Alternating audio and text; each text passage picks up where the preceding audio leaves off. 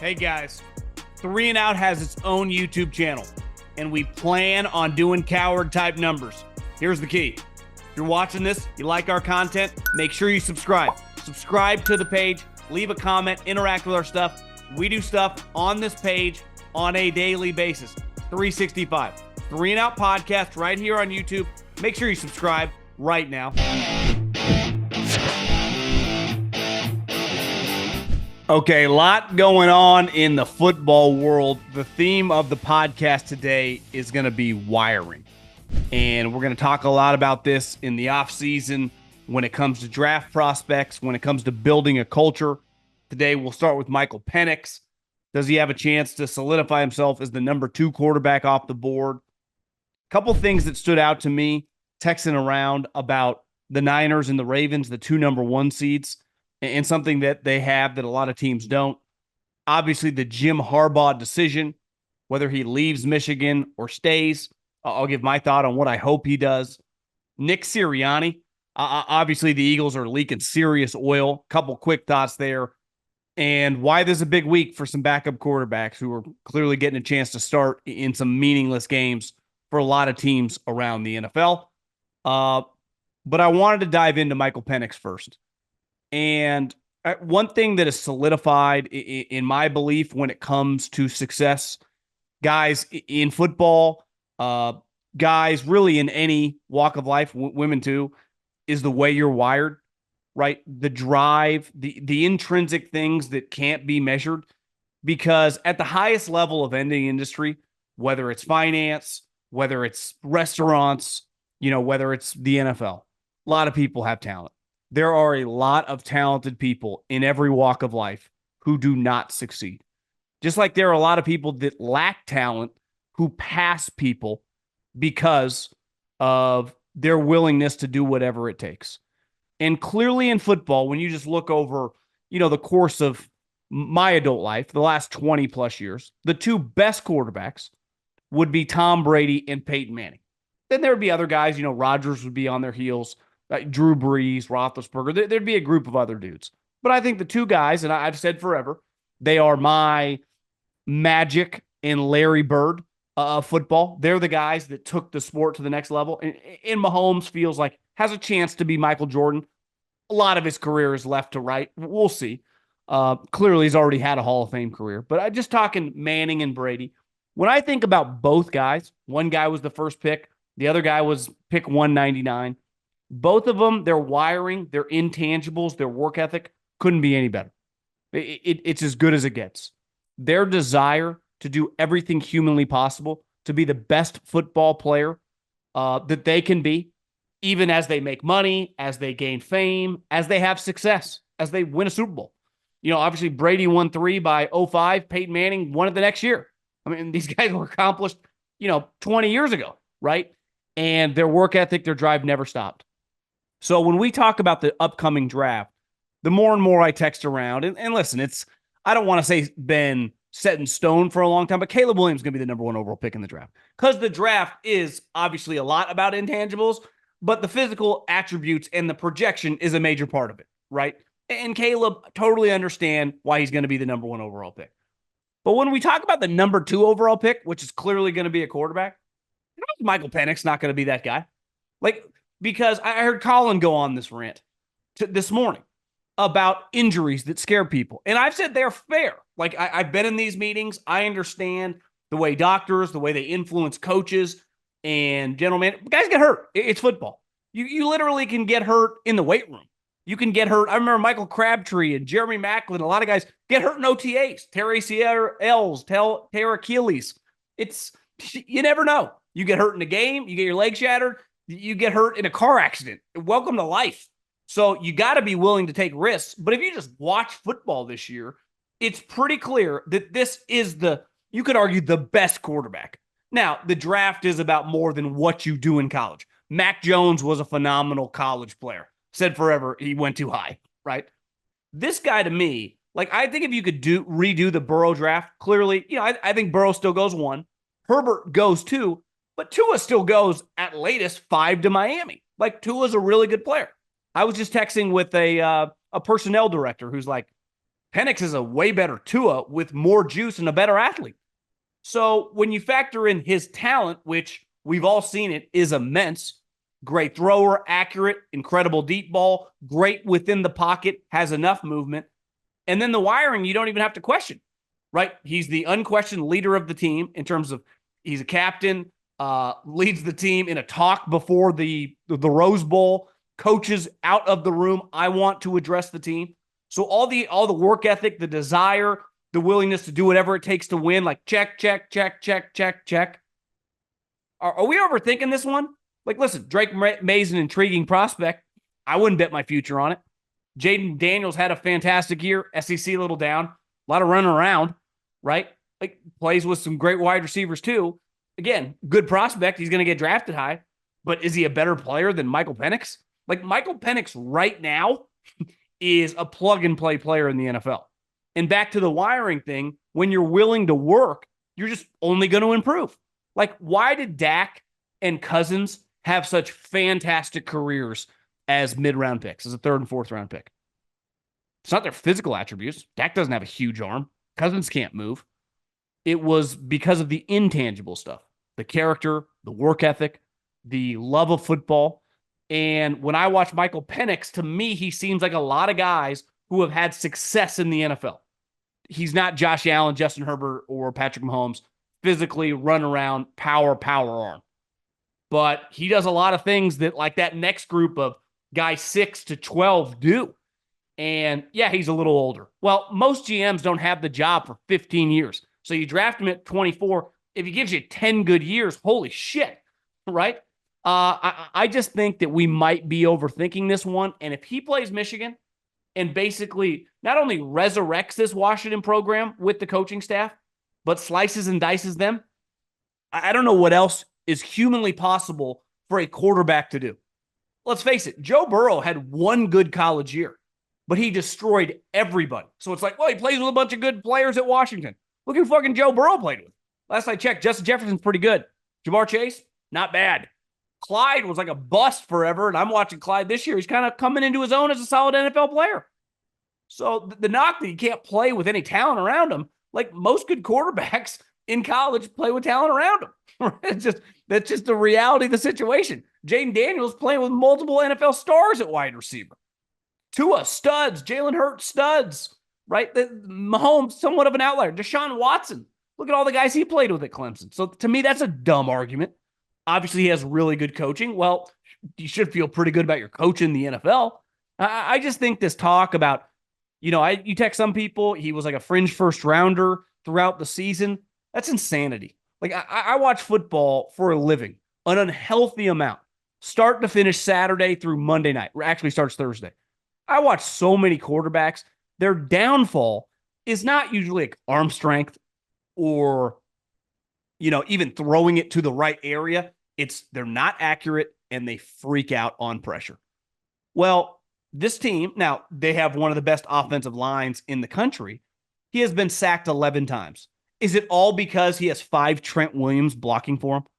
Their best offensive line prospect, the left tackle, is going to be a guard in the NFL. Really good player, obviously in college. But it's not just because no one comes untouched. It's because his innate feel. So what always translates in the NFL? Feel within the pocket. Feel for a pass rush. Right away when you watch a guy in the NFL, you go, God, he's kind of jittery. God, he's kind of scared. He's not willing to do that. Why did Phillip Rivers have such a good career? Because he was willing to stand in the pocket, move in the pocket, and make throws. He couldn't move and did not have a good arm. But he was accurate and good within that little 3, yard radius, right? And had a good sense of pressure. As he got older, he got tougher. But like in the peak of his career, like physically, Phillip Rivers, beside his height, average arm, can't move. Bad athlete. And to me, Penix, I just think we're overthinking this one. He's really, really good. Do I think he's going to be some superstar in the NFL? No. But every single guy, like I understand why Caleb's going to be the number 1 pick. Totally. I'm not even going to argue that. It's a waste of time. But when you look at the rest of the crew, you're all keeping your fingers crossed. To me, this, you could argue, least risk. Beside like injuries that he had years ago. And as people that have texted me, I'd be lying if I watched much Indiana football when he was there. their team was terrible. Their offensive line was hideous. He led them 9 wins. Got the coach that just got fired a $20 million buyout. That guy sucked. It was that guy. It was like you watch Seattle and Kenneth Walker, how good that guy is. You know what Kenneth Walker did? He got, what's his name at Michigan State, Mel Tucker, a $95 million contract. Look at Mel Tucker. Remove the season that he got Kenneth Walker. He's fucking terrible. I'm not even counting what he did on the cell phone to what's her name. I'm just talking as a coach. You play that guy, you kick his ass. You put Kenneth Walker on his team, he's good. Right? Sometimes you got to look like Washington, been following the Pac-12, 10, 8. 8 was kind of done by the time I became alive, but the 10 and the 12, for the most part, like Washington's been pretty hit or miss, and a lot more miss than hit. And to me, they've always had skill guys, right? But they had this quarterback. And to me, he was a game changer. And I think he's really freaking good. And speaking of wiring, I was texting with an assistant for one of the number 1 seeds in the NFL. And it was not the 49ers. And we were talking about the wiring of the guys on his team. And he's like, how important that is for NFL players. And he thought it was everything. Because he's like, when you look at, let's just say, obviously there's a talent discrepancy of like the bottom 10 teams in the NFL and the top 7, 8, 9 teams in the NFL. But the difference between the 7th team in the NFL and the first team in the NFL is not that wide. The difference truly is, and he thought, was the players' willingness not only to work, but to be coached and pushed hard. Because the difference in a lot of these NFL games, now, obviously you get blowouts. The Niners have been in them. The Ravens have been in them. But you're going to play them. If you're going to win a Super Bowl, you're going to play in close games. And when you get in those close games, do you have the mental capacity from being pushed? This is what the Patriots hung their hat on for 20 years. To separate, to not crack under pressure, to make a play, to take in a lot of information in a highly stressful spot and still function at a high level, right? It's why people in football love the military. Because think about it. Like as a Navy SEAL, as a Marine, like you train for war, but war is a lot different than boot camp or, training to become a Navy SEAL. It's why they push you so hard. So when you get in those situations that are impossible to replicate, because there's no life or death, in the training, ideally. Obviously, it happens every once in a while, but you know what I mean. But when you get in that situation, are you the most prepared to make split-second decisions when the pressure's on? And obviously, in those situations, it's cost people their lives. In football, it just costs people a career or a job. And the one thing the Ravens, like the 49ers have, clearly a lot of talent. A lot of high-end guys. Lamar, Kyle Hamilton, Zay Flowers, Mark Andrews, Ronnie Stanley, Roquan Smith. We know all the Niners guys. But those guys, how seriously they take football, there ain't no fucking around. The way he described Jim Harbaugh or John Harbaugh to me, he's like, it's like we're on an island and we only have each other. And the only way we're getting off this island is if we all stick together. If any of us crack, we're done. It's over. And I was thinking about this, like I've been in office situations outside of football. Everyone's kind of out for themselves. Like, let's face it. Most people, if you're listening to this right now and you work in an office, you work at a company, like you're kind of working together, but you're most focused on like, how do I make the most money? That's just the reality of the world we live in. In football, it's also easy to be like that, right? How can I make a play? How can I benefit my career? How can I get to a point where, these plays get me more money, which is always going to play a factor. But it's the ultimate team game. So if everyone is not together and pulling in the right direction, I don't care how much talent you have, you're not going to get over the hump. For a long time, the Cowboys have always battled that. I think the Eagles right now got some issues with that. When you look at the Ravens and the Niners, they have a ton of guys where it's unquestioned football comes first. Kyle Shanahan said like last week that he got a cocktail last year a week after the season ended to the Eagles. And he met Christian McCaffrey for a couple cocktails. And Christian had 2 cocktails. And he said, I only got another week until the max is 1. He's a 27-year-old guy who, once the season ends, gives himself 2 weeks to just relax, have drinks or whatever, and then it stops. And it's all football. We're talking in fucking March for today. The way Roquan Smith was described to me is like, what he means to that team, how serious he is, how he holds everyone accountable. Here's the other thing. In a sport now, and I think the amount of assistant coach frauds in the NFL has never been higher. You get $500,000 to be a running back coach. You get $900,000 minimum to be an O-line coach. You get 7 figures to be an offensive coordinator. So the moment money gets that enormous, you're going to get more people that don't belong that want a piece of that pie. And let's face it, football's always been a little unique. If you're friends with a head coach, a lot of guys have jobs they shouldn't have. And it's why I've been lucky enough to have been to a lot of NFL practices, and it's pretty clear. And the teams that are on guys' asses and push them, no different than you would in high school football. No different than Nick Saban does or Kirby Smart does at Alabama. Hold them to a really high standard. Being pushed and being coached is uncomfortable, right? It's like your boss sometimes, you're going to have some uncomfortable conversations. And one thing, the 49ers, when they win, they don't get Monday and Tuesday off. See you Wednesday. No matter what, they meet as a team on Monday because Kyle believes the easiest way to teach off that tape is when it's fresh. And they come in. Now, I'm not saying they do much on Monday, but they watch the tape. They have to come in on Monday. They don't get 2 days off like a lot of teams. And clearly, John Harbaugh has run an operation from a physical standpoint and a mentality standpoint. And they used to get in trouble for like tackling in OTAs. And let's face it, a lot of people in the NFL are a little soft because, listen, they're probably afraid to push guys. Guys make a lot more money than them now. The moment a player turns on you, look at the Raiders. Now, I'm not even saying the Raiders were wrong. They go to the owner. They get you fired. It's tough. In college football, you got to worry about your players transferring nonstop. And I think this. The 49ers and the Ravens obviously have really good players, and they have a really good coaching staff.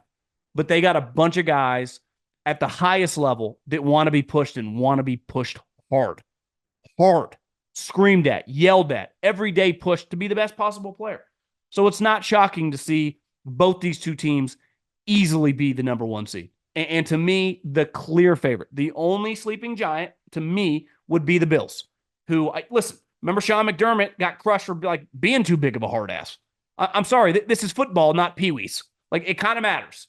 You get yelled at a lot. People swear a lot. I haven't watched any of the Hard Knocks with Mike McDaniel, but like he's saying the F word every other word. Like, that's football culture. This isn't like an insurance company's office setting. So football's uncomfortable. And the more uncomfortable you're willing to be, once you get the talent, you got to build the team correctly, the better chance you have to win big. The Patriots didn't win for 20 plus years just because they had Tom Brady, right? It's because they pushed everyone harder than everyone else with a coach that really knew what he was doing. I remember hearing Julian Edelman say a couple years ago, I mean, they always had the bye. I mean, back then it was, the 1 and the 2 seed both got the week off. He said, we would full team scrimmage for like 2 days just to set the tone for this next month. We're coming for everyone's ass. This isn't like, oh, let's just do some walkthroughs. Let's take some mental reps. And like, that's a big reason I think in general, football has the product, you could argue, is a little worse just because no one practices hard anymore. And part of that is the rules. You're not allowed to wear pads. There's no double days in training camp. But I think the 2 teams with the best players that push the envelope the most, not shocking, they're the best 2 teams. Throw down on big matchups with DraftKings Sportsbook, an official sports betting partner of the NFL. This week, new customers can bet just $5 on the NFL and score $150 instantly in bonus bets. Download DraftKings Sportsbook now with code JOHN. New customers can bet $5 on the NFL action to score $150 instantly in bonus bets. Only on DraftKings Sportsbook with code JOHN. John, the crown is yours. Talking about a guy that pushes the envelope. I saw J.J. McCarthy say everyone steals signs. Obviously Harbaugh, Connor Stallions, who I think was at the Rose Bowl. Chase Winovich, the long-haired pass rusher who played for the Patriots for a little bit, took a picture. I think he was watching the game with my man Stallions. You never leave a man down, so his military background, he probably wanted to be there to support. But regardless of the sign stealing thing, and listen, they haven't been able to steal signs for a while, and they've been winning. Hell, they were winning with Jim Harbaugh. I still think it's one record that will never be broken. A team will never play in the national championship when their head coach has been suspended twice in the same year at 2 separate times. Like that's it. That's a record that is never getting shattered. Wilt Chamberlain, someone in the NBA could score 100 points. If you tell me a dude just gets hot hits like 28 threes in an NBA game. Who knows? Like it's there, right? I would say probably unlikely someone ever hits 75 home runs, but the way guys just swing for the fences, who knows? No one is ever playing for a national championship and getting suspended twice in the same season as a head coach. But my take on Jim Harbaugh, because there's a lot floating out, Adam Schefter talking about it. He signs with Don Yee, who's Brady's longtime agent, Jimmy Garoppolo's guy. I hope he stays in college. I want him at Michigan. I think he means more to college, the fabric of it, the entertainment value. Like college is the number 2 sport in America right now. The NFL's here, college is here, and everyone else is fighting for the scraps, right? And I think the NFL has a ton of characters. The NFL's fine. We've proven it, right? You lost Brady, you lost Manning, Rodgers played 4 plays, didn't matter. Historic ratings, everyone's watching. Whether you got Bill Parcells or Nick Sirianni, it does not matter. Mike McCarthy or no one cares anymore. It's the product. It's what we gamble on. It's what we all agree that we consume. College football, to me, is a little predicated on the big programs, being right, and the talent. Forever college basketball, when I was young, was a major, major sport in America in terms of ratings, in terms of interest. All their coaches were really famous. Like college basketball was better with Coach K, which Tom Izzo, Jim Boeheim, all those guys staying in college football. Now, just because I think he should stay, I don't know if he will. Like, I think Jim Harbaugh, the clip, I believe this, Jim Harbaugh's parents, Jack and Jackie, if you haven't seen the clip, just Google it. They're on the field. His mother was stunned that they won. I mean, stunned that they won, which was just funny. Obviously, Jack is like a 25-year-old version. I think Jim's 60. I'd guess Jack's 85, early, mid-80s. And he's like Jim Harbaugh right now. Colin said this, I think they're next door neighbors. Imagine Jim build him a house. And family means a lot to the Harbaughs, which I always get emotional, having lost my dad, seeing that type stuff. Like that's powerful. That's really cool. I don't think we talk enough about that in society, like the power of the family and the loyalty of the Harbaugh family. Like I get emotionally moved when I see stuff like that. But, Jim's not like Nick Saban's a college coach. That's truly who he is at his Kirby Smart. These guys are college coaches.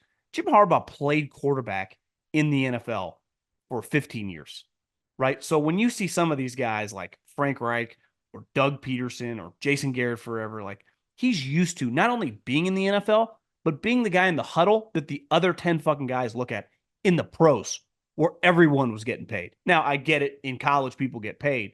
But clearly there's an itch deep down with Jim Harbaugh. Here's the other thing. In the NFL, from whenever training camp starts till whenever the season ends, whether it's the last week of the season or through the playoffs, it's all football all the time.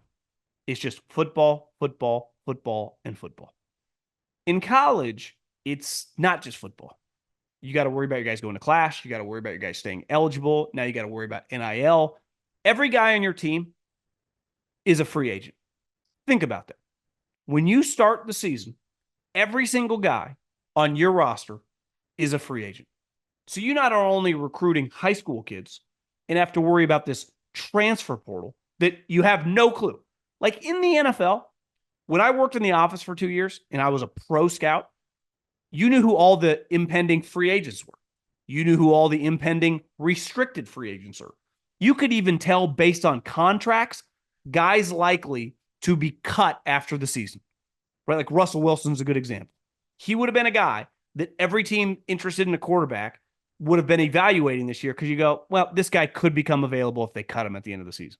And he's a high-level example, but there are guys like that all over the NFL. So you have a 95% idea of everyone who's going to be available in, February, right? From free agents to restricted free agents and guys getting cut because of contracts. And then obviously things change a little bit as coaches get fired. New coaches go to teams and they don't want a guy, and maybe a guy becomes available for trade that you didn't know was available for trade. Like that happens. In college, you have no fucking clue. You're just keeping an eye on everything. It's way harder in terms of 365 days. Those 6 months in the NFL are very intense. Long days, scheming, practice, just nonstop football. But once the offseason starts, let's say you're your first round team and out. You might get 2 weeks off from your head coach.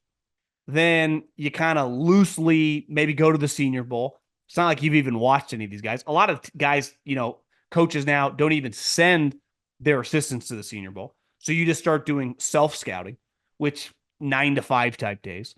The combine, you don't really play a role. Again, a lot of teams no longer even send you to the combine. And then the draft process is pretty light for the coaches.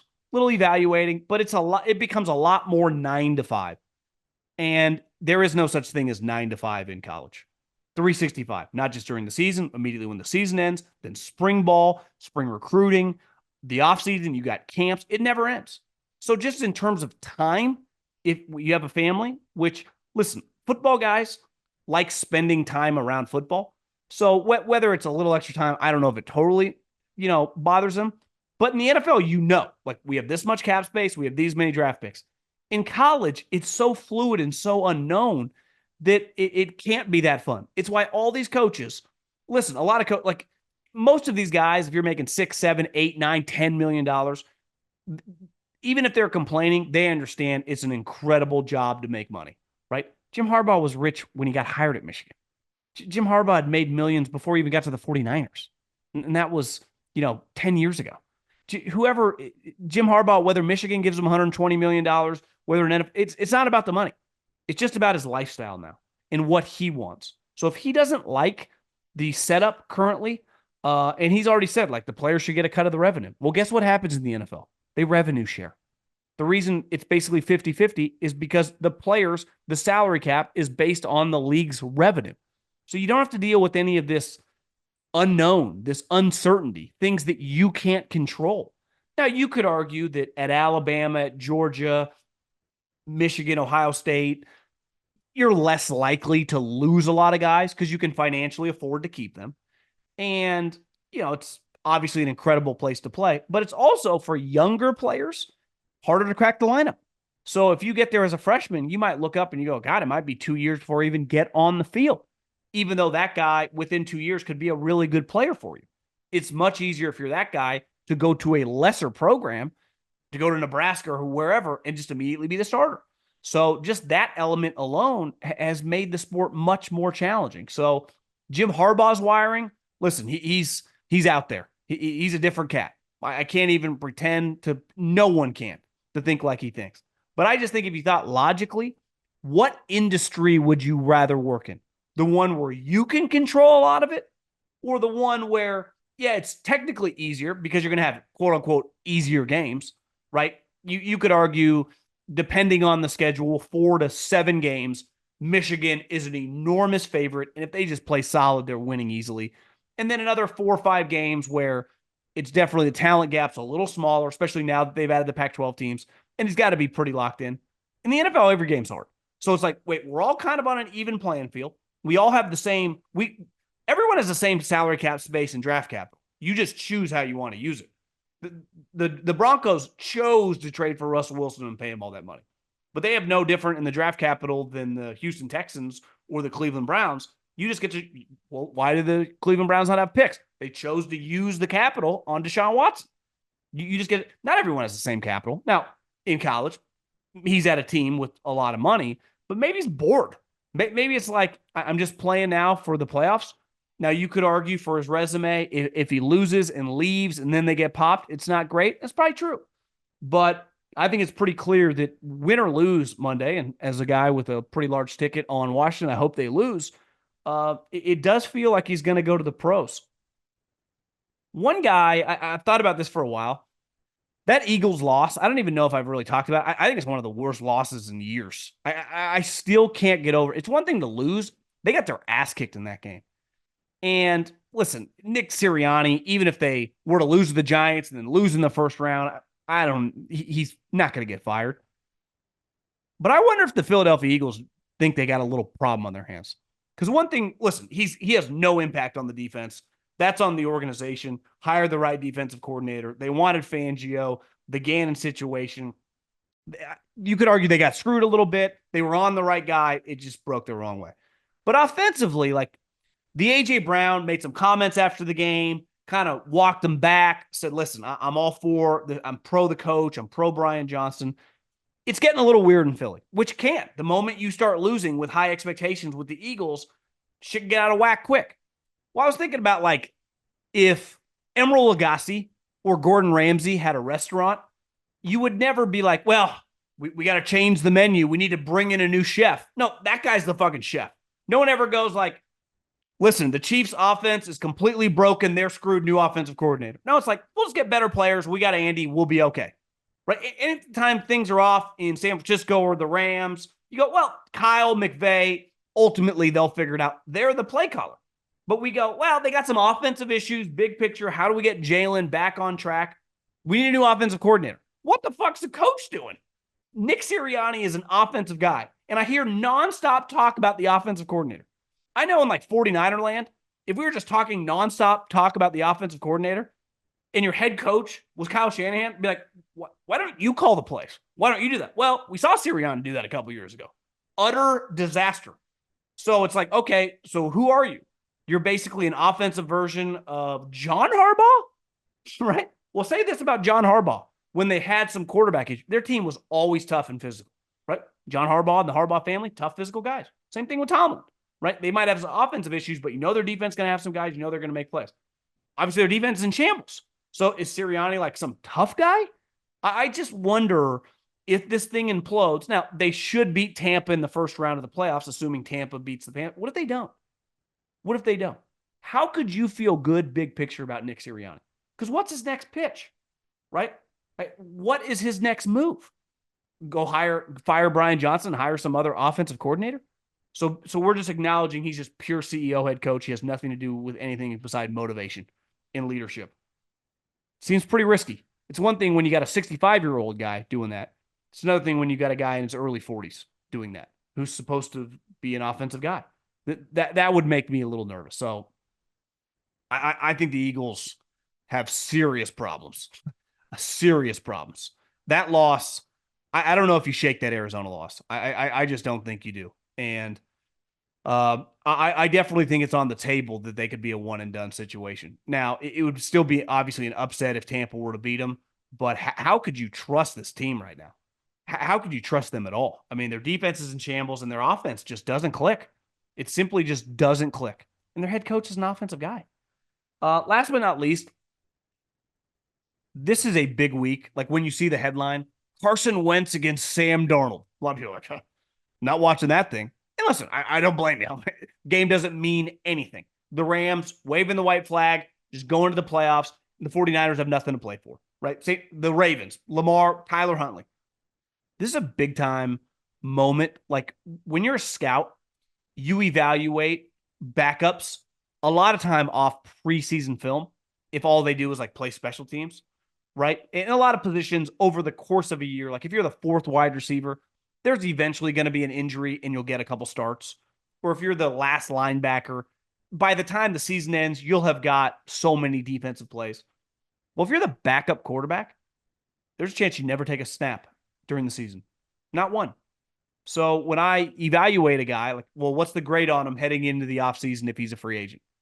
Well, it's just based on the preseason and based on the grade we had on him before wherever he signed with that team, right? It's all based on the previous. Well, what if he got better? So when I see that Carson Wentz and Sam Darnold are playing each other, let's start with Carson Wentz. This was a guy that no one in the league would touch till a month ago. And not like Joe Flacco, where everyone just thought he was old and not good. Like, that was just 38-year-old guy. It happens. Carson Wentz, dude's like, how old is Carson Wentz? 30 years old? It wasn't that long ago. He was in the mix to win an MVP in like 2017. He's out of the former number 2 overall pick, just out of the league. No one will touch him. Toxic. Then he goes to the Rams. Now he's got a chance to get a game. Well, if he throws 3 touchdowns, Baker Mayfield last year in like 4 starts for the Rams, threw 4 touchdowns and threw 64%, and got an opportunity, $4 million to become a starter, and became a starter this year and probably going to make the playoffs. Now, I think a lot of people putting out some numbers on Baker Mayfield. To me, he's like, Tampa rolls it back, maybe 1 year, $10 million, 1 year, $12 million. But still, this looked like a guy who was trending to be like out of the league. All of a sudden, $4 million, makes another $11 million, starter, like kind of resurrected his career. Carson Wentz, well, what if Sean McVay comes out and goes, listen, we've loved having him around. He's been a really good teammate. Other guys on the team are like, we like the guy. And then he goes out and he looks solid. We've seen the quarterback. I mean, they're rolling out Jaron Hall. The Raiders are playing Aiden O'Connell. You're telling me if this guy looks like just a capable player again, that he can't immediately resurrect his career? Game film always trumps everything else. And sometimes you got to be humbled. Clearly, Carson was. And he's got to play well now. I mean, you throw 3 or 4 picks, not good. But even if you're playing, an average Niner defense, given if they rest, Bosa and Fred and some of these guys, it's still game tape that, a lot of guys don't get the opportunity at quarterback. This year is a little different. I think like 60 plus guys have started at that position. But for the most part, there are a lot of teams on a given season where their backup quarterback may take under 20 snaps. Maybe a rolled ankle here. He comes in for a couple snaps, comes back out, maybe a couple kneel downs, but not much. So I think Carson Wentz has, of all the players this Sunday with something on the line, I guess there are a couple games Saturday too, has a lot to earn. Can really, with a good performance, kind of open some eyes. Now, Sam Darnold, I would imagine the 49ers are going to want him back, on a similar contract, especially because they're not paying Purdy that much.